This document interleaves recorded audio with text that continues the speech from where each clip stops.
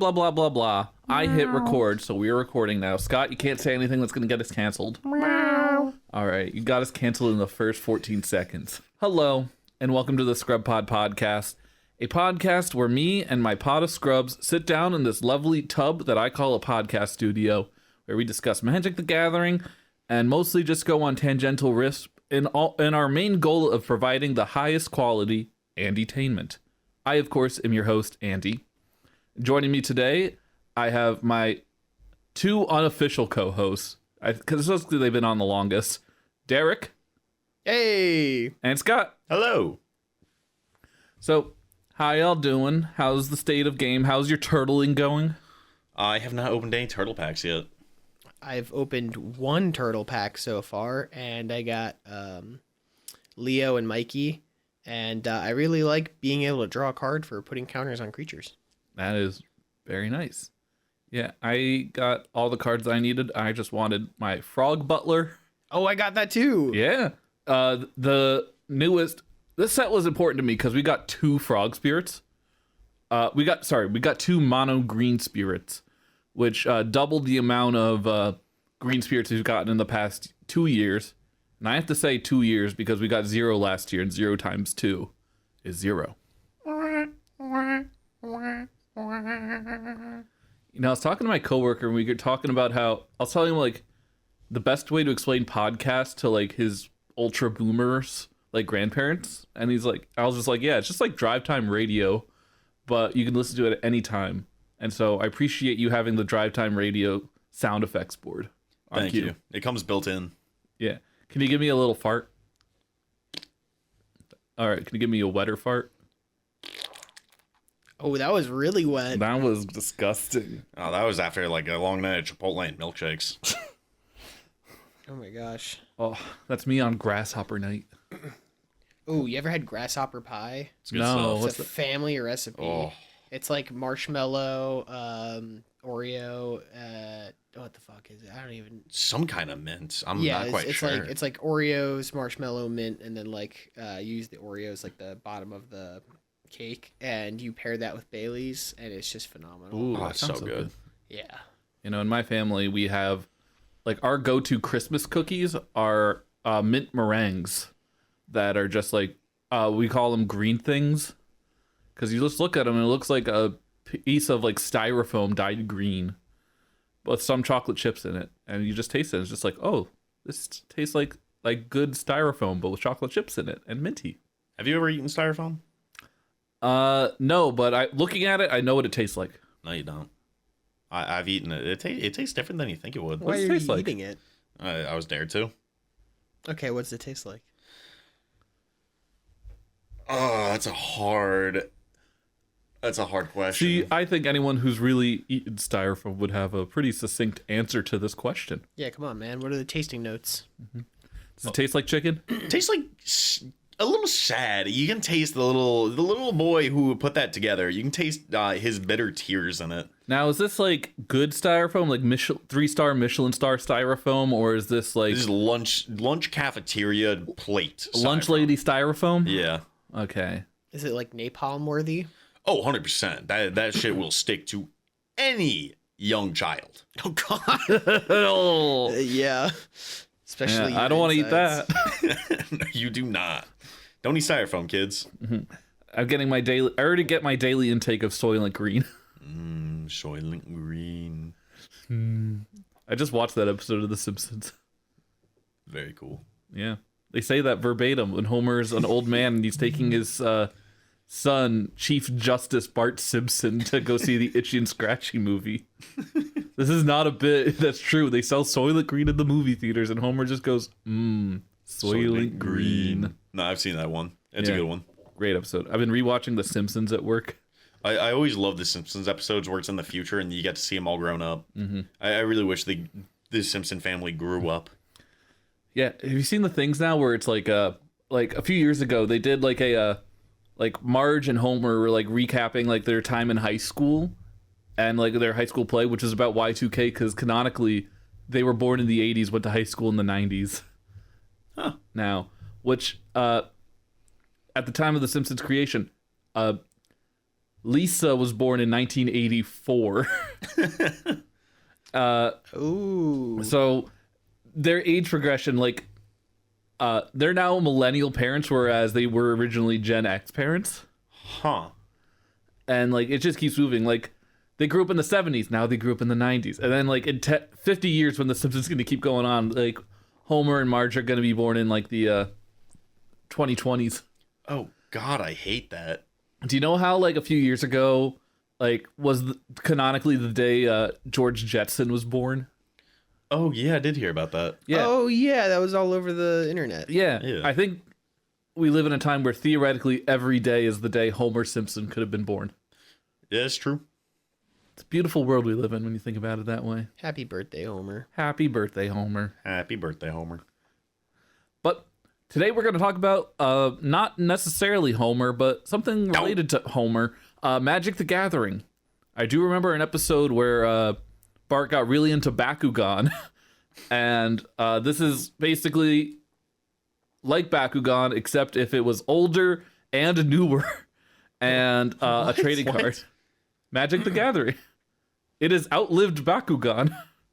Bakugan's Yeah. older than Magic? No, Magic's older than Bakugan. But it's Bakugan isn't still around, like actively played. You know? Okay, I misheard then. That's what. It Maybe I'm just confusing. I don't know. Do I often say vague and very interpretable things? It's how everyone sounds to me. You told me once that you make riddles with no answers to confuse the shit out of people, and Or maybe it's not me. I think about that at work all the time when I'm trying to make up riddles. What did two ghosts say to the little boy that just fell down the well? What? I don't know. Damn it! Thought you were cooking. You literally brought it up, and you still fell for it.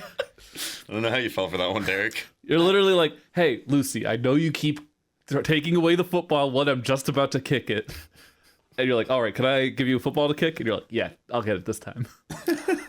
I thought I was setting you up, but I set myself up. Speaking of setting yourself up, you should be able to set yourself up with some fun little Magic the Gathering decks, because that is a joy of this game. There are 3 pillars to this game that provide the main enjoyment. That is collecting, playing, and what we're going to talk about here, deck building. Woohoo! This is a deck building episode because I looked at the statistics, and our most viewed episode is one where Derek and I talked about archetypes, but with the wrong colors. So we are officially 20 episodes into the Scrub Pod podcast. Woo! And I want to rehash old ideas now. Because Alright. I think I've earned it now. You get one every 20. I get one every 20. I'm allowed to bring back an idea. And so we collectively and on our own, we have some fun little deck ideas of just well, for those who don't know, when it comes to Magic, you can build your deck in so many different ways. However, a lot of people steer clear to one main route. And this kind of results in a lot of homogeny in a lot of decks, or as it's called in the community, the EDH rectification. That's a word I just coined, even though it's called in the community, of a lot of decks where they kind of just feed into each other and you see a lot of the same cards. So here we're going to be different. We're going to be creating some random decks and hypothetical decks. They might not be good, but you know, we're here to inspire ideas mainly. We are free thinkers. We will bravely go into the shallow end of the pool so you may trudge deeper into the deep end. We're so brave, you know? Indeed. For real. So, let's just talk about some weird deck ideas. Like, let's start with a Derek, do you want to start it off? So speaking of EDH Rec, I'm kind of using that as a backboard for the statistics of what I was thinking today. My first thought was Orzhov artifacts, but then I remembered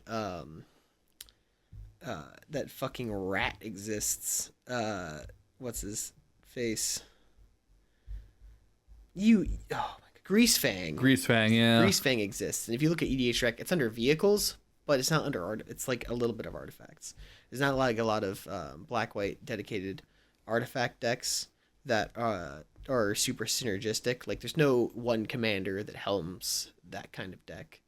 Like Greasefang has a specific plan, which is cheat out big artifact creatures from your graveyard. But other than that, like I don't see the support for artifacts in black and white the same way you do get it in like Jeskai or maybe Azorius or Mono Blue. Yeah, when it comes to Orzhov, like, yeah, Greasefang is definitely one of the better decks, but it's not necessarily an artifact deck. That's a vehicle deck, and vehicles just happen to be artifacts. So it would need to take like a little bit more of a vague approach to your deck building on that. But like, you know, a lot of the good staples I think of an Orzhov artifact deck are just kind of the same things I think about in like because of the nature of artifacts, most of them are colorless. They're just like, yeah, I'll play this in a red-blue artifact deck. Yeah, for sure. Like artifacts are very flexible, but the one that really caught my eye was Azorius aggro. Ooh. And so not like there's specific like typal decks that you could consider aggro, like birds or soldiers get a lot of support. But when was the last time you had like in Commander at least that you saw someone playing Azorius and they had one guy that they were protecting and just beating you down with commander damage, like Voltron style? Yeah, like a Voltron, like you play your turn 1 Savannah Lions and like just go into your Thalias and just go with all like your first strikers that could attack and turn sideways and like not die so easily. It makes trait blocking very awkward. Yeah. Who'd you have in mind? There was one commander who is like huge into spell slinging, which I feel took away a little bit from what I wanted, but give me one moment. I'm using the internet. Internet? Hardly even know her net. What? Yeah, Scott. How do you feel about that white boy? Oh my god. You don't even know her. You don't even know her. Stop. You're making Scott cry, Andy.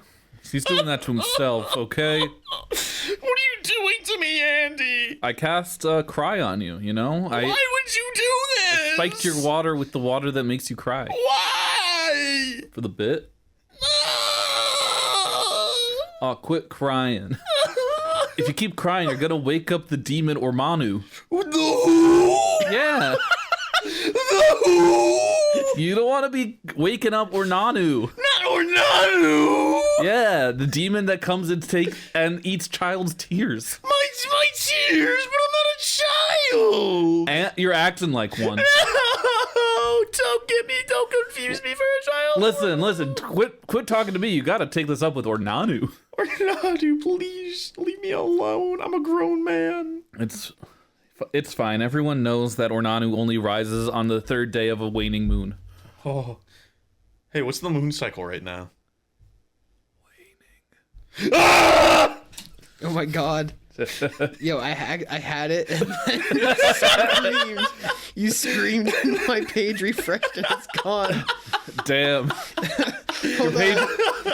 Your page is like a child's tear in the presence of Ornanu. The one I found is Zethi Arcane Blade Master. It's a secret lair commander. It's one generic, one white, and one blue for a legendary human soldier with multi-kicker. And the multi-kicker, you can pay either white or blue. And it says, when Zethi Arcane Blade Master enters the battlefield, exile up to X target instant and sorcery cards from your graveyard, where X is the number of times Zethi was kicked. Put a kick counter on each of them. Whenever Zethi attacks, copy each exiled card you own with a kick counter. You may cast the copies. So this is like Narset, the Promised End, but more efficient and on crack. Well, I mean, it requires some setup, right? So you don't want to cast it right away. But I imagine I would play something that is loaded, like early game, like little guy, and then just buff them up with your white spells, or like make them unblockable with your blue spells, or if you have like a self-mill package, right? And then you get to like turn 5 or 6, and let's say if you're ramping correctly, you can have like 7 mana available, and then you can get Zethi on board, multi-kick that motherfucker, and then have a ton of spells you can cast for free. That very early windfall is gonna feel so good. Oh yeah, absolutely. That'll set you up if you have extra turn spells. And then you just take extra turns beating face in, and then you just keep copying spells that make your commander unblockable. Yeah, Hell yeah. That's aggressive, right? that's a very aggressive deck. Indeed. Yeah, if only there was another deck that was also pretty weird that we could match up, preferably designed by a friend of the show, Scott. For tonight, I would like to present you, Sharks, with Sheol, Child of Ungoliant. I probably said that wrong, but you know what? Shelob, Child of Ungoliant. Shit, is that the spider? Yes, it's the spider demon from The Lord of the Rings. It's Shelob. Shelob. Shelob. What'd she lob? She's lobbing hobbits. She lob on my hobbit till I erupt like Mount Doom. She lobbing, but she's stealing because she reads Death Touch War 2. Other spiders you control have Death Touch in War 2. Whenever another creature dealt damage this turn by a spider you control dies, create a token that's a copy of that creature, except it's a food artifact with food stuff, and it loses all other card types. My idea for this is generally you just get out, you get your army of spiders, and you start spell slinging. Because you know how notorious green is for fighting people, right? Mm-hmm. So what's better than just fighting your opponent's creatures? Fighting your opponent's creatures with Death Touch. So you have all your spiders, you send them their way. Maybe you have combat way, like that one really fat halfling that I can't remember the name of, or Hobbit. Feasting Hobbit? Yeah, Feasting Hobbit. You could do that. Or you could find a way to sacrifice all your artifacts and pump it into a really big black spell to finish out the game more thematically, to keep your Spellslinger deck going. Just get some ways to just blow up all your artifacts. You don't have to eat the food. You can if you need to sustain. But, you know, maybe get some extra death triggers from these other creatures that you have turned into food with all your with your Spider Nation. So are they artifacts and not creatures when they turn into food? Yes, they are artifacts, Oh, and only okay. artifacts. Sadly, he doesn't. You don't just get the creature outright, which is why I read initially, and I was a little sad it wasn't. But you know, it's a lot more fair. I mean, it's a 6-cost Golgari 8/8 already with death. It's a great card if you want to build a spider deck. Yeah, I'm looking it up, and there's only 2 instants or sorceries that allow you to make spiders. Really? Yeah, Arachnogenesis and Spider Spawning. I see. Spider Spawning was great because that was like a weird fringe deck in Innistrad Draft. Huh. But you know what I really like about this deck? It's just like when you can hold up mana at any time, really, because a lot of these fight spells are sorceries, but like if you focus on like the just like the instant speed ones, you can really just like allow time and then time for your opponents to really like set up their board, establish it, and then out of nowhere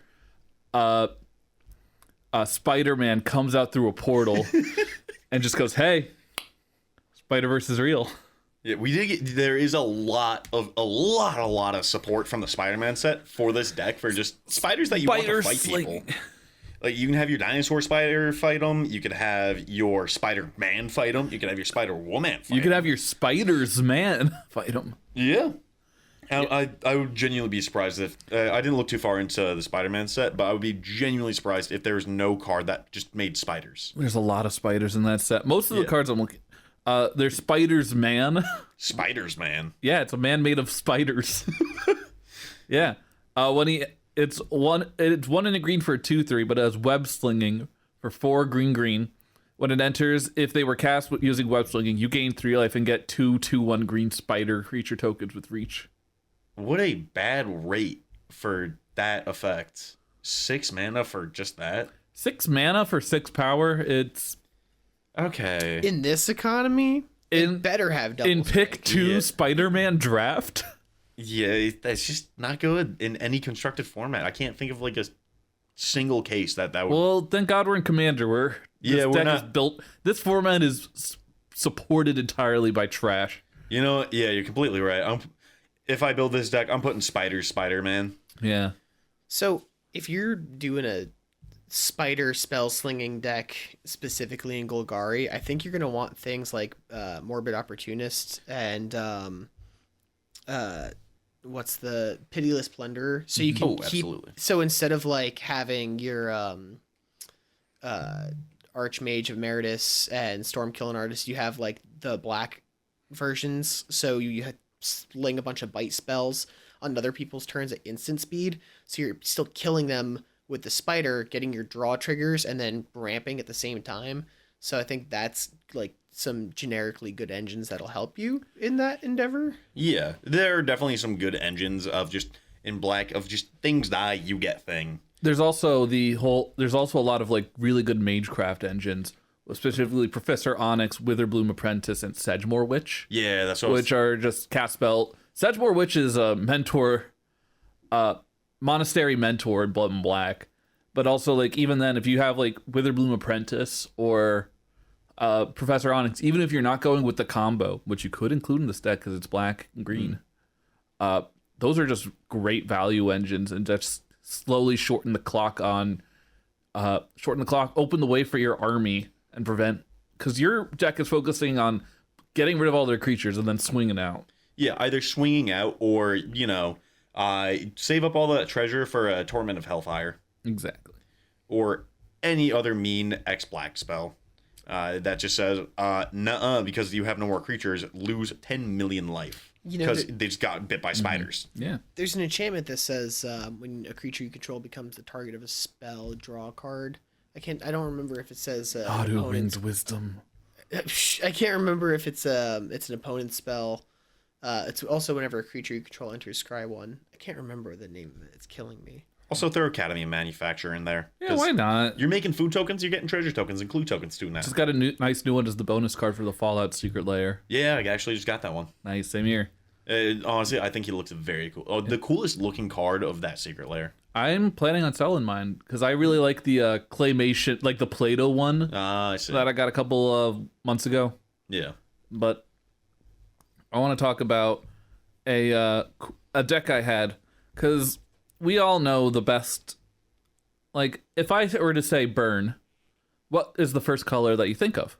Red. Yeah, red. Lightning bolt, doing direct damage, and just being able to just kill your opponent that way. Not necessarily like attacking, but just like casting spells and like having creatures that can just like take out all the threats on the board, as well as like institute like a clock.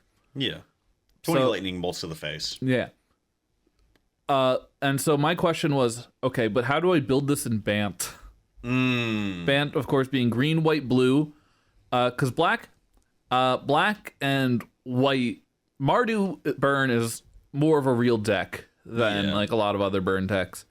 But Bant Burn, I have not seen too many of it. I think it's on EDH Rec at like 60 decks. So I want to introduce you guys to my friend Storm Spirit. What does he do? From Ice Age. For 3 green, white, blue. It's an elemental spirit 3/3 with flying. And tap, Storm Spirit deals 2 damage to target creature. So this is all pingers. Hardly know her. Oh my goodness. Pinger. Damn near killed her. You what? I damn near killed her. What? Oh my Damn near gosh. killed her. What? Pinger. I think she could do that to herself. Oh, okay. But Pinger are... What? you got this. Take your time. It's okay, Derek. I think Bant Burn is the silliest thing I've ever heard of, besides like green fight spells and white like direct damage. Because I love playing Boros Burn. What blue green? I mean, there's like blue green fight spells. You know about the blue lightning bolt vapor snag? No. No? Return target non-land permanent to its owner's hand, that player loses 1 life. I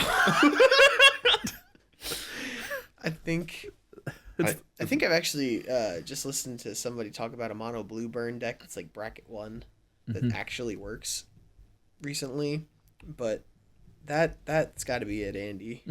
That's Is there more? Yeah, of course. How many? tell me more. I'm pulling them up right now. More. Well, let's see here. We got a lot of the pringers. Apprentice Sorcerer, which is tap, deal 1 damage to a creature or player, which I think has been around to any target. Various other sorcerers like Capricious Sorcerer. Fledgling Mawkor, which is a pinger that has morph. You know what you could play? Do you know Freyle's Supplicant? No. 1/1 cleric for 2. You could tap, sacrifice a red or white creature to have Freyle's Supplicant deal an amount of damage equal to half the creature's power, rounded down to target creature or player. Huh. So just sacrifice like a Karmic Guide or a big white creature, and that's direct damage right there. Yeah. Or you, your deck could really be based really around Acacian Javelineers. For 1 and a white. For 1 white, it's a 1/1 that enters the battlefield with a javelin counter on it. And you can tap and remove a javelin counter on it, deal 1 damage to any target. So it loses its javelin. Huh. But it's 1 damage. Wait, could you proliferate to make more javelins? You can proliferate to make so many more javelins. I was thinking for the pingers, just throw an intruder alarm and then, tap out all your pingers, do your damage, and cast a creature. They'll become untapped, so on and so forth. And then there's just straight up Psionic Blast. Deals 4 damage to target creature or player and 2 damage to you. What's the colors of that? 2 and a blue. Oh shit. Okay. Yeah. Refraction Trap, 3 and a white. It's an instant trap. If an opponent casts a red instant or sorcery, you may pay only 1 white this turn. Prevent the next 3 damage that a source of your choice would deal to you and or permanent you control this turn. If damage is prevented this way, Refraction Trap deals that much damage to target creature or player. Huh. So I'll pay 1 white to redirect the Blasphemous Act going to this creature to your face. That's pretty good. Yeah. It's there's some, you get some weird cards. You get some bad cards, but they're weird. Stinging Barrier, a 0/4 wall that pay 1 and tap to ping something.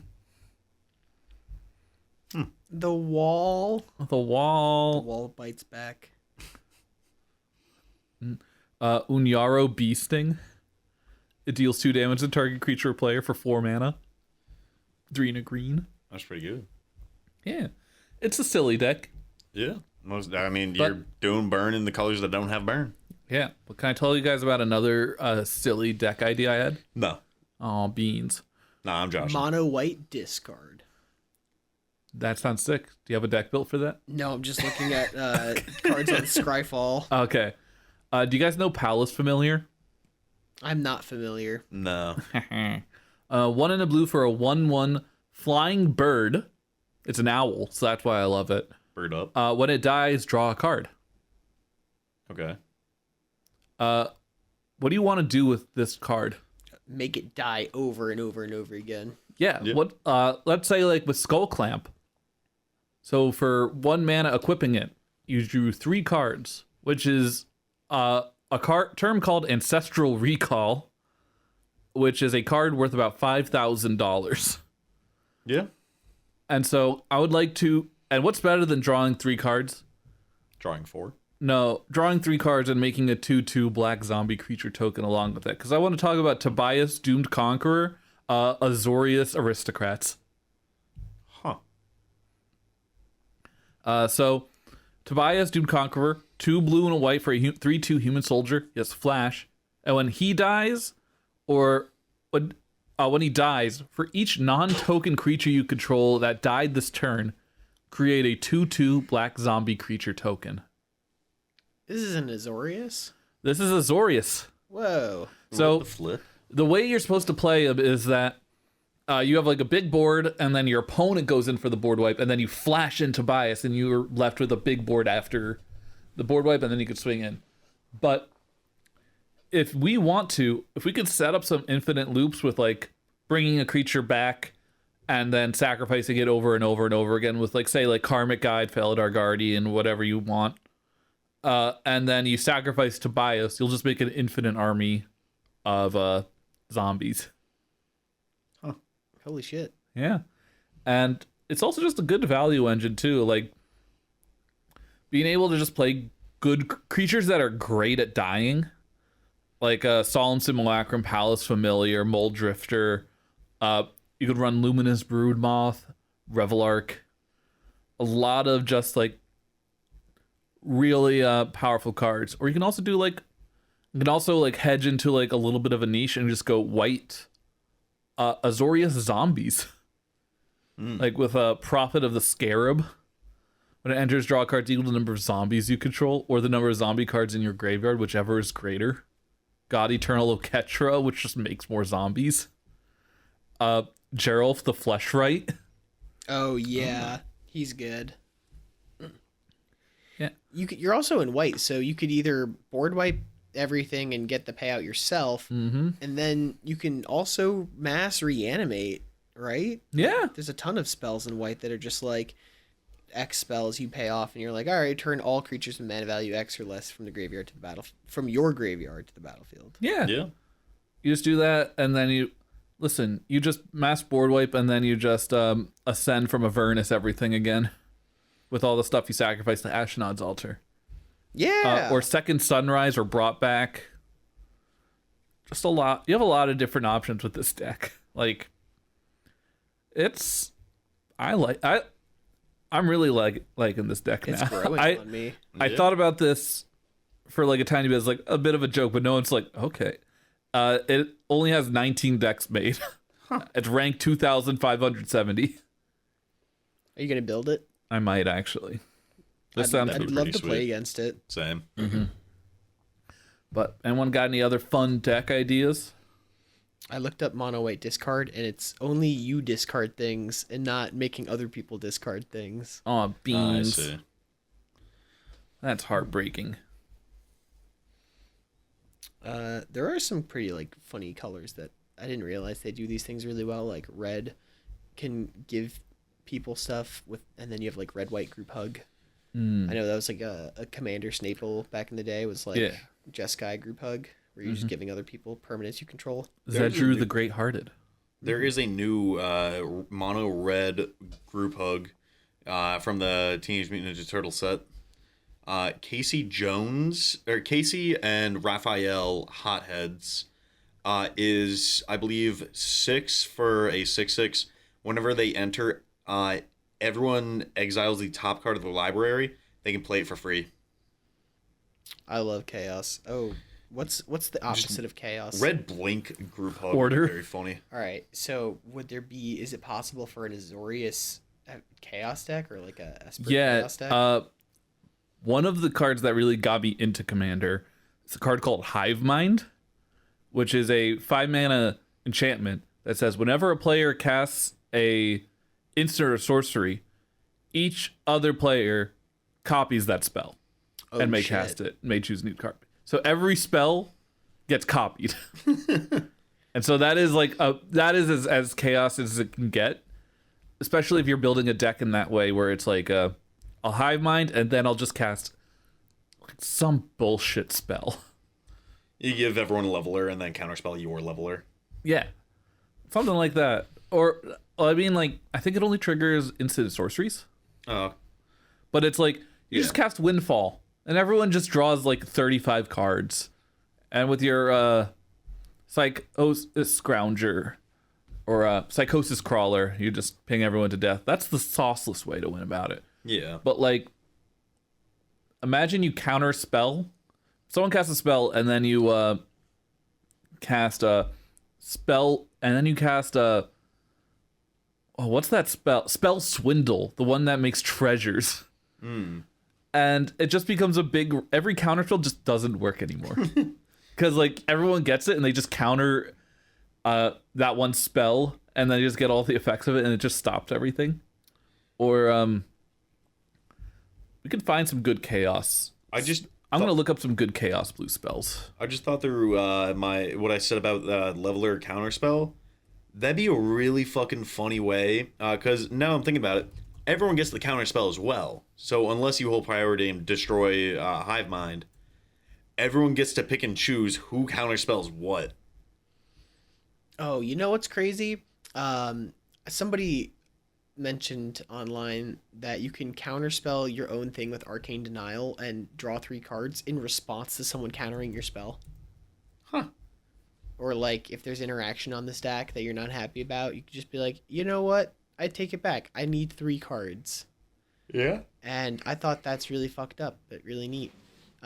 There's also a painter from the New Capenna Precon that whenever you cast a spell, you can, or if you copy a spell, somebody else can also copy that spell, but if it targets you, it costs them life.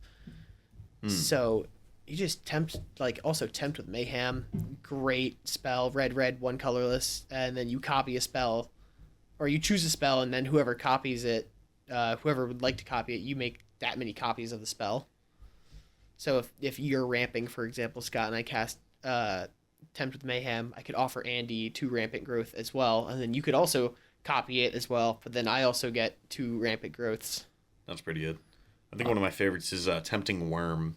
Tempting Worm? Yeah, I believe it's 1 and a green for a 4/4. Every player may put down as many lands, enchantments, artifacts, creatures.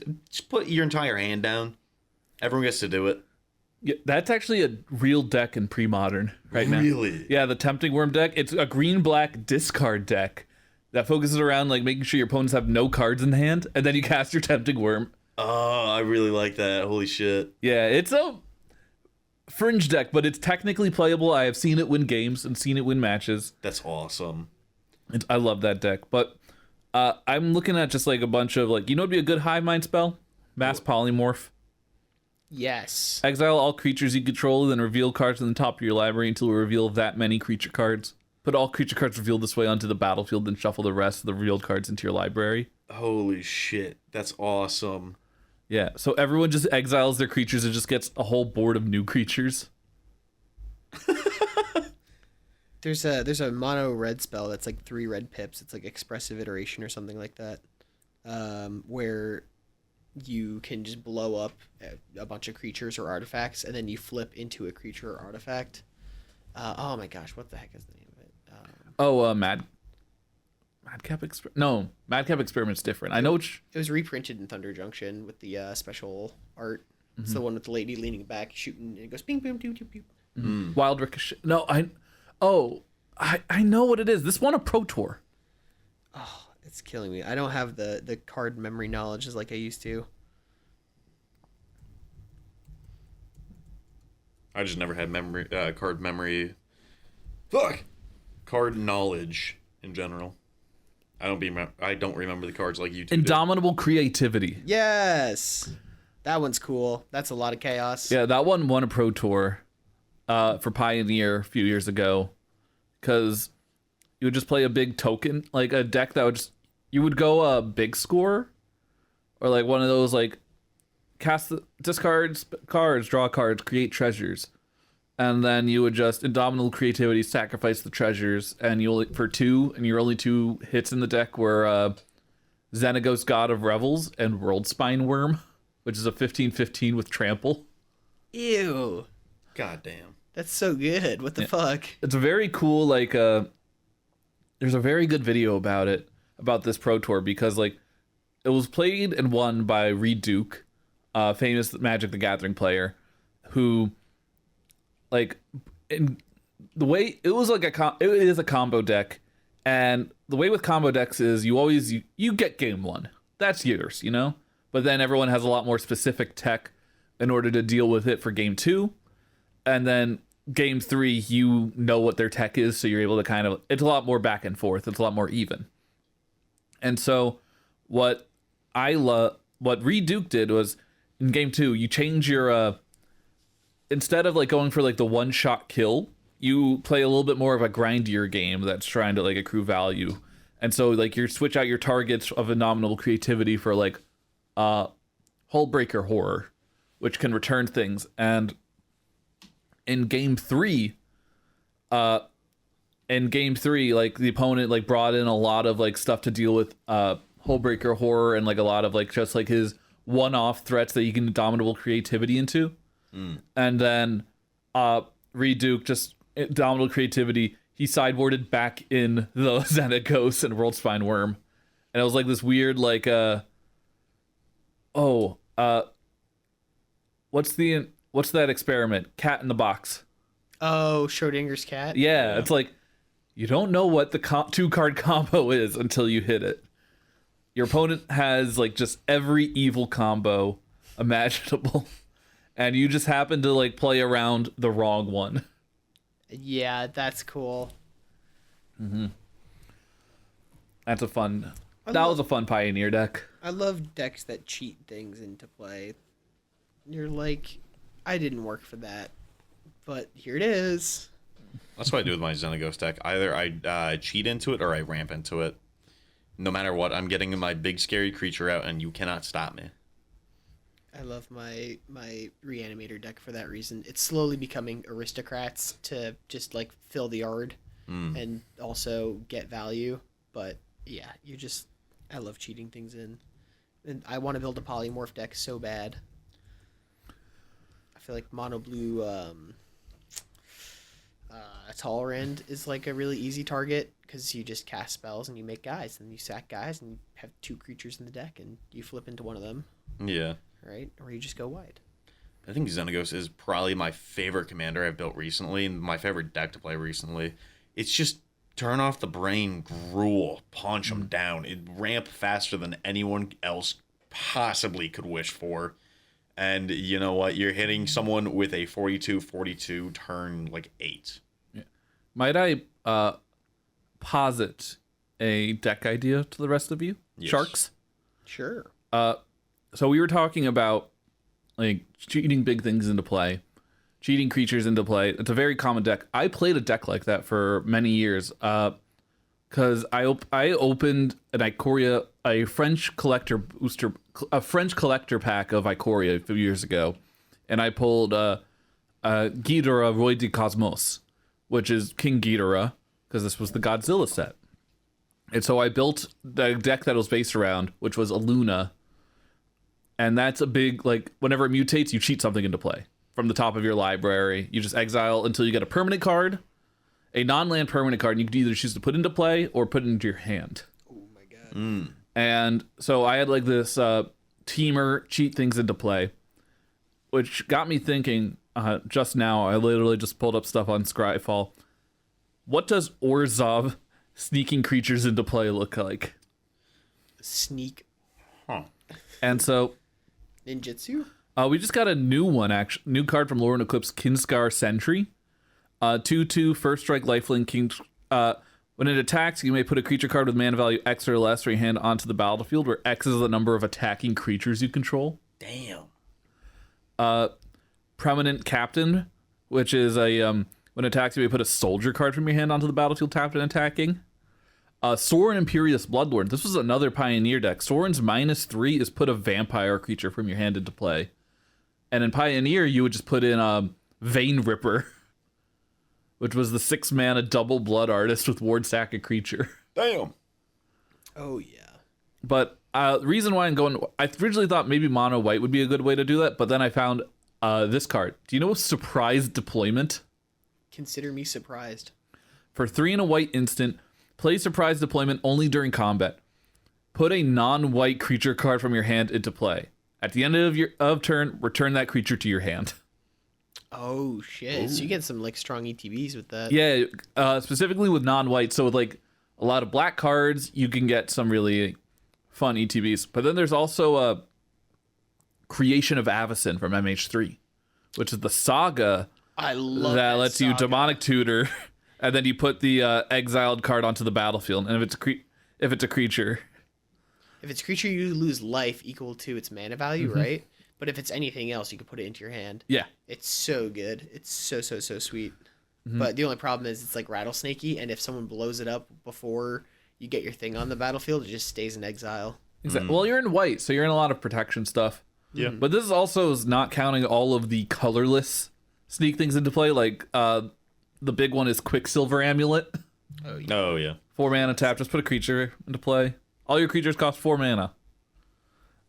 Or a Death Render. When the creature dies, you may put a creature card from your hand onto the battlefield and attach Death Render to it. Or Belbe's Portal, which is a Quicksilver Amulet for 5 and tap for 3, but it has to be a creature of a specific type. So honestly, white-black cheated big vampires. Honestly, I'm there for it. Yeah, Vampire. vampire.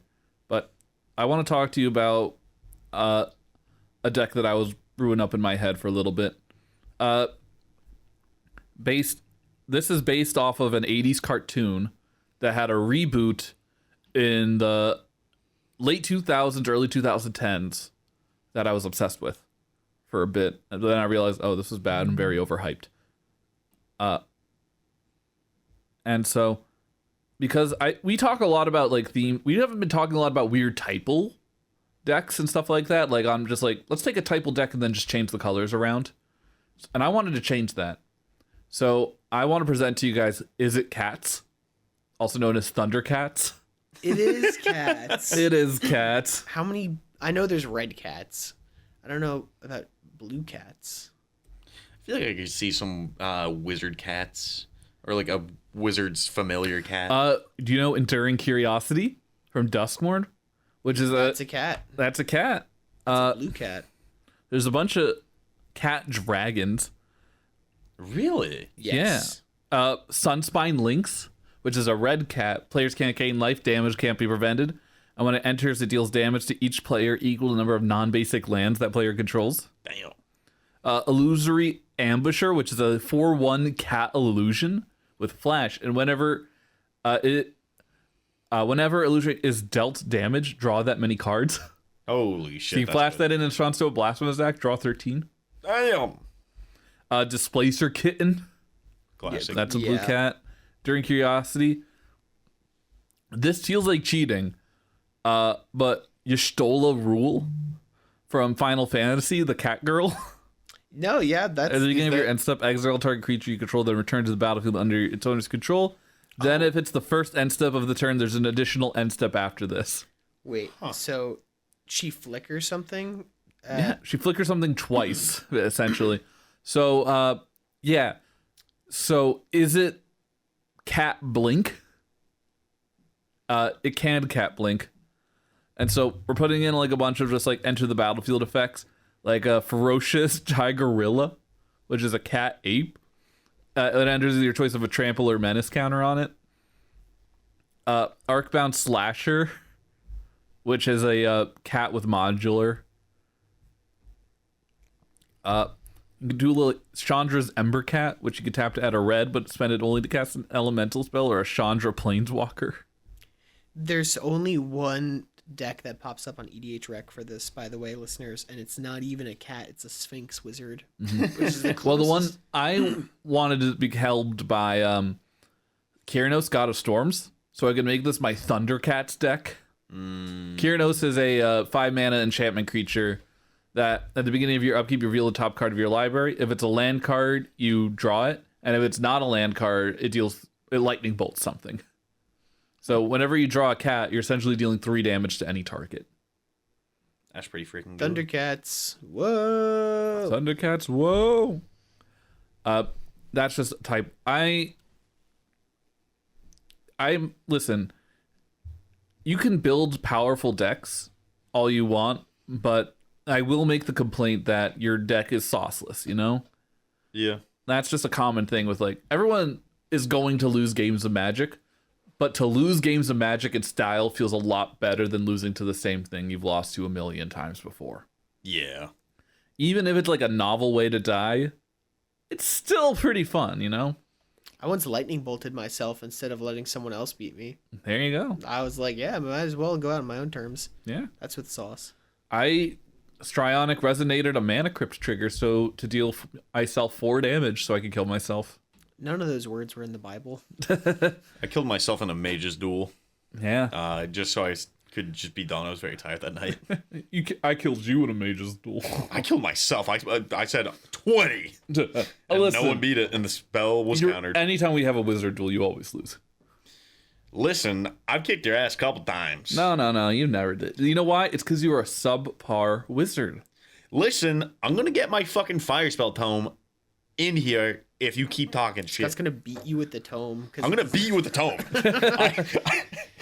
I'm not just hitting the books. I'm hitting the weights. You're hitting me with the books. Yeah! Goblins will see you cast counterspell and be like, he can't even take it like a man. That's when you hit the goblin in the head with your tome as hard as you physically can. Yeah, but I counter-tomed. Well, counter spell. Counter-goblin. You just threw goblin in front of the first goblin. I just pick up a goblin as a shield. +5 to AC. It's a goblin. It just incinerates. Holy shit. I like to imagine that the first goblin just like gets stuck halfway through. It's like a perfect circle. I just had a horrible idea for a proxy deck. Krenko Mod Boss goblins, but they're all Angry Birds.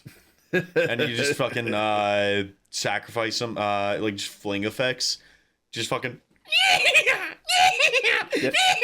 Goblin bombardment. You have to make that noise every time you sacrifice a creature. Oh, there's a Every card. Angry Bird. Oh, there's a card that has like flavor text. It's step 1, find your cousin. Step 2, fire. Step 3, find another cousin. And it's like goblins launching each other. Oh, yeah, I think I've seen that one before. Yeah. I love goblins just killing each other and themselves just to slightly further their goal. It's so funny. You know, it's literal strength in numbers. Yeah. I mean, what are you going to do when there's 256 goblins at your front door? You ever try and want to teach raccoons? Charm. That's a good point. Instant speed, 256 goblins being launched through a trebuchet, being launched by a trebuchet at your face. 30 to 50 feral goblins that I need my constitutional AR-15 in order to take out. Listen, the goblins are getting out of hands these days. I blink. I'm looking at 2 goblins. I blink. There's 4 of them. I go, huh? I look around, see if anyone else is around seeing this. I look back. There's 8 of them. I blink again. There's 16. And I see a catapult slowly being built behind them. I blink again. Oh, God, there's 32. Mm-hmm. What am I going to do if I don't have an AR-15 to kill every single goblin? Mm-hmm. This is why we need to engineer plague naming goblins. Just create some sort of a bioweapon that affects goblins and no one else, you know? Yeah. Like kind of what we're doing to mosquitoes, you know? But the problem is, then that's gonna. We gotta paint ourselves in stripes so the goblins don't know where to land. If you stand very still, the goblins won't be able to see where you are. Goblins are only attracted by shiny things and moving things. Mm-hmm. So no jewelry and stand very still. See, we say that goblins are attracted by shiny things, but every time the sun's out, they're not staring at it. I don't know what goblins you've been seeing. I saw like a pack of them. Like I'm talking like 12 of them staring at the sun the other day. I think that was a Boy Scout troop. You know, that'll do it. There's a spell that I used that would help you hear goblins problem. It hurt you once really bad. It's called a Witch's Vengeance. It's a sorcery for 1 generic and 2 black. It says creatures of the creature type of your choice get -3/-3 until end of turn. So you just pick a creature like goblin, and then all goblins on the board get -3/-3. Goblin swine flu. There's also a Bile Blight, which gives target creature and all creatures that share a name with it -2/-2. So you just target your goblin tokens. But that's the problem is with the goblins. They're fast. They got what's the goblin catapult called again? Goblin Bombardment? Yeah, Goblin Bombardment. I think there is a card called Goblin Catapult too. Yeah. There's a lot of just goblin doohickeys and devices out there. I'm a little impressed with their engineering skills. But they can just sacrifice the goblins at instant speed, no? Yeah, you can do whatever you want. Yeah, those goblins are quick and crafty. Yeah, I'm working on a deck in pre-modern right now that's just all built around sacrificing goblins. And like it's because there's a card called Enduring Renewal, Yeah. that says whenever it basically says whenever a creature dies, it goes back to your hand, and then like, and so you play cards like Skirk Prospector, which sacrifice a goblin, add 1 red. So if you sacrifice Skirk Prospector to itself, it goes back to your hand and you could just recast it. And that's a loop of infinite ETB. And Dying, which works really well with Goblin Sharpshooter, which taps and untaps every time which taps to ping something for 1 and untaps whenever a creature dies. Classic. They got all the fun stuff in there. Yeah. These goblins are masters of engineering, you know? All this goblin talk makes me want to build a goblin deck. Mind Goblin my deck. I'm gonna wear my Mind Goblin hat whenever I play the deck. Hey, do you guys mind if I goblin? Goblin on your joblin? I really wanted to make a deck around Weft Walking.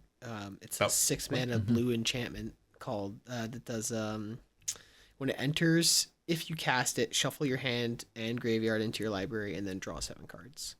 Which already, new hand. Yeah. And then it says the first spell each player casts during each of their turns may be cast without paying its mana cost.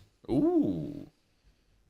That sounds neat and nifty. That's like that and Mind's Dilation would be fun. But like that's definitely like a Braids deck where you're just like letting other people cast shit for free. Yeah. But I don't know. I think forcing everyone to discard and then you get a new hand and they don't is kind of fucked up. Yeah, we have banned cards because of that in Commander, like Leovold, and Narset got a game changered.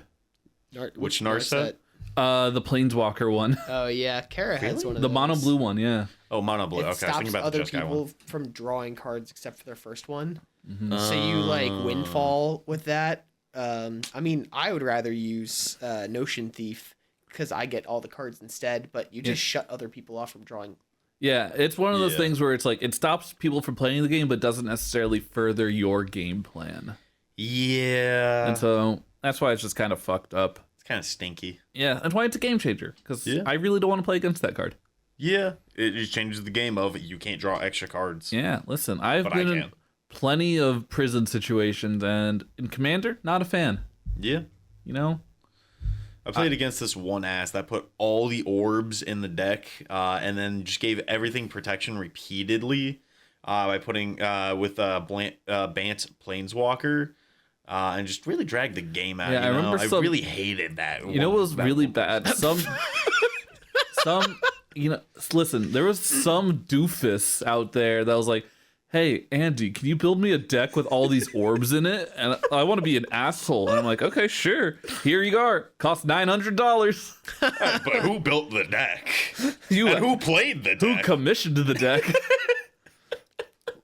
Listen, everyone wants to blame J. Robert Oppenheimer for really, creating the bomb. But I really think we should be blaming more of the U.S. military, the U.S. government, for, commissioning and dropping the bomb.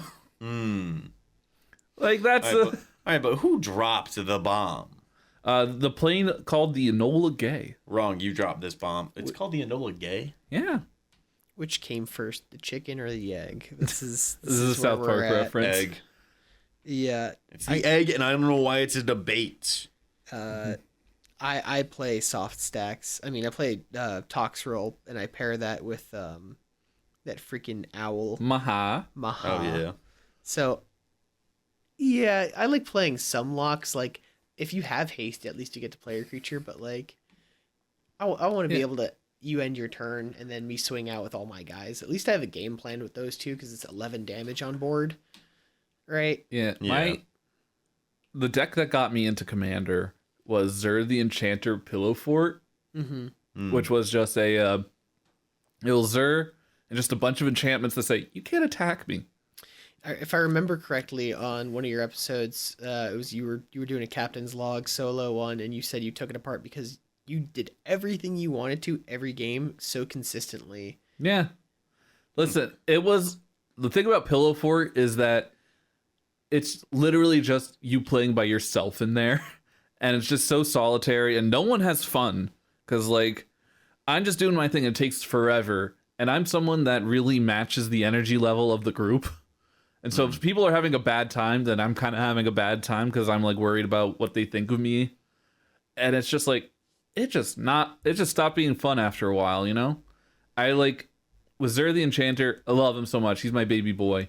But like, you can only imprison in the moon someone's commander so many times. Yeah. You know? And now they keep printing more stuff like that, like Kidnap.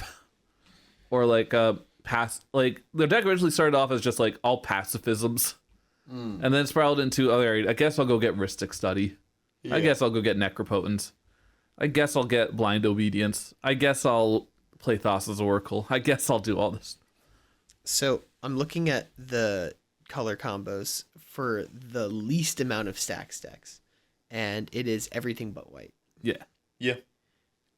So what if we made a Yidris Maelstrom Wanderer stacks deck where you prevent everyone from attacking, or you like goad everything so everyone's open, shields down, and then you just keep hitting people and casting like stack piece into stacks piece into stacks piece and just shut down the game, and only you can bonk people. Panoptic Mirror. Disrupt Decorum. I remember playing against I can't remember the exact combo, and honestly I'm glad I don't. But it was two different decks. Someone was playing Sauron, someone else had some weird piece of interaction on the board that made it was the Sauron that blows shit up. So every single time you cast a spell, a creature gets destroyed. So you were just permanently locked out from playing creatures the entire game until that's destroyed. It was so fucking bad. The game just turned into those two just going off at each other while me and the other guy were just like, well, I can't do shit. We both are running creature decks. See, you know what my favorite prison deck is in Commander? What? Reaper King. Like the OG from Shadowmoor. For 10 mana, or it's like for Wooburg, white, blue, black, red, green, and then for each of them you could either pay that color or 2 hybrid, 2 generic. And it says other scarecrow it's a 6/6 scarecrow, first of all. Other scarecrows you control get +1/+1. Whenever another scarecrow comes into play under your control, destroy target permanent. Oh yeah, that fucker. So you can blow up lands with all your scarecrows. Yeah, you That's so get bad. a fuck ton of changelings. Fuck ton of changelings. Like, if I'm building this deck, frankly, I'm putting it in just scarecrows. Okay. Like, Yeah. I might do like the 1 or 2 changeling, because I don't know how many scarecrows when they enter the battlefield destroy target enchantment. Actually, I do know. With this deck, it's all scarecrows. Yeah. Yeah, you get like Conjurer's Closet, and you get to destroy something at every instant. And it's 5 color for some reason, so you can ephemerate, Cloud Shift. You get the entire Blink package, Teleportation Circle, and Cloud Shift. Yeah, reanimate. Yeah. Yeah, Reanimate, Animate Dead, Luminous Broodmoth, Micaeus and Hollow. Just things that you can just keep looping your scarecrows over and over again, and then you just kill people. This was during a time. I think when this came out, there's only like 6 scarecrows. So it's like, how bad can it be? And then the game evolved. And then they just keep adding in scarecrows. How many scarecrows are in Magic right now? My favorite one that I could think of is the Thunder Junction one. That's a mana dork. It enters and you gain some life. Oh yeah. There are 53 creatures with the card type Scarecrow. I was gonna guess 56. That was close. Very cool. Yeah, that's a good one. I love Grim Pulpit, which is a 7 mana Scarecrow that enters the battlefield with 3 -1/-1 counters. You can just put those -1/-1 counters on anything. Yum. Very cool. Make a Painter Servant deck. 'Cause that's for some reason a Scarecrow. Yeah, Painter Servant, Grindstone. Painter Servant Grindstone is OG combo, one of the best of the best. So nasty. You just turn everything in their deck blue or something, and then oops, there goes your deck. Yeah. Well, that's a big legacy deck. Like, it's for, like, you play a lot of, like, Goblin Engineers, Goblin Welders, and then, like, your Imperial, like, and then just, and you play, the deck is trying to do that, not necessarily as fast as possible, but you play, like, make everything blue, so that way it turns on, you can main deck Red Elemental Blast. and Pyroblast, which destroy target blue permanent. Yeah. So you just protect your stuff from your opponent. So you're able to just like easily protect your stuff from that, and that's really, really sick. I love Painter Servant so much. There's a lot of decks I want to build with Painter Servant. The one I keep talking about that I never build is my Jund Fuck Blue deck, where it's a Painter Servant deck with Daragaz, the Igniter, which says when he deals combat damage to a player, you may play 2 and a black and name a color. They reveal their hand. They take a damage for each card of that color in their hand. So Painter Servant, just make everything blue. And I just play every blue Hate Bear, blue destroy target blue permanent. And whenever I tag with Daragaz, I pay 3 and you take 1 for each blue card in your hand, which is actually all of them. But then the more I researched into it, I'm like, wait, hold on. Blue-white Painter Servant is actually like a very real deck. Because there's a lot more evil things you could do with like white and blue stuff. Because like blue has like stuff that's just like red creatures don't untap. And like shit like that. Yeah. Oh yeah, I mean there's like a blue blood moon, but it's a creature. Yeah. Harbinger of the Seas. Yeah. Yeah. Yeah. Harbinger of the Seas. Or you can do like that in like a blood. You could do Blood Moon and Harbinger of the Seas in the same deck. Or with Corruption, which is the black one. I didn't know there was a black one. Yeah. At the beginning of your upkeep, you have to sacrifice a creature, but it makes every mana source tap for black. Huh. And only black. So That's cool. it's a fun deck. That with Bitter Blossom. Yeah. That one's pretty sick. That's a cool lock on the game. I played a mean lock deck for like 2 weeks before everyone was like, hey, take this apart. And it was mono black stacks. Because I thought, hey, that's a fun deck idea. And I built it and everyone's like, Andy, that was a horrible deck idea. Because it was efficient, but it was, mean. Listeners, in the comments, please tell us about your times where your play group has had to come together and sit you down and tell you need to take apart these decks and give you a Magic the Gathering intervention. We want to hear about what you did to hurt so many people. What is the cardboard. deck that got people saying, like, hey, maybe you should change your deck? For me, it was Zer. I want to make a deck like that. No one's asked me to take apart Tiny Bones yet, and I think it's because I'm not playing Turgid as the commander. Yeah. Yeah. There you go. I think that's That's a good reason. It's fun. Yeah, you get to pick a different Tiny Bones every time. You get to pick a different what's the Benny Benny? from Fallout New Vegas, because he's Tiny Bones in the new secret lair. Oh, I didn't get that one. I got the Mothman and the Dog Meat and the Prince Charming. Ooh, I really like the Nature's Lore with the raccoon and the possum. that's really cute. Yeah, I'm so excited. Very fun. But you know what's very fun? The listeners, and talking about the listeners on the Scrub Pod podcast, because they are what make the world go round.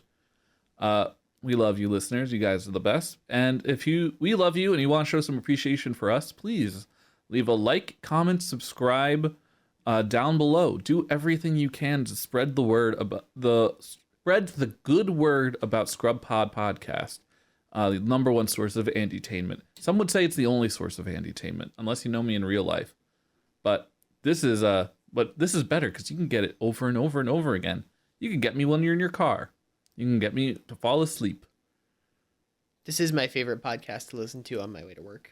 I will say it's like a perfect 30-minute there, and then a pause in the middle, and then 30 minutes back, and it finishes by the time I pull it to my house. Exactly. We are Derek approved. I like listening to while I work and then almost killing myself with electricity because I was laughing too hard. Appreciate that. Classic Is It player. over Classic here. Is It player. Always laughing too hard and then suddenly gets blown up because I had a scarecrow enter the battlefield. I play green. I play Wooburg. But thank you all so much for listeners. Please share, give everything you can. And I think we finished workshopping our new slogans around. So I would like to end this podcast with our with one of our new slogans. Remember, no scarecrows were harmed in the making of this podcast, but thousands and thousands of goblins were.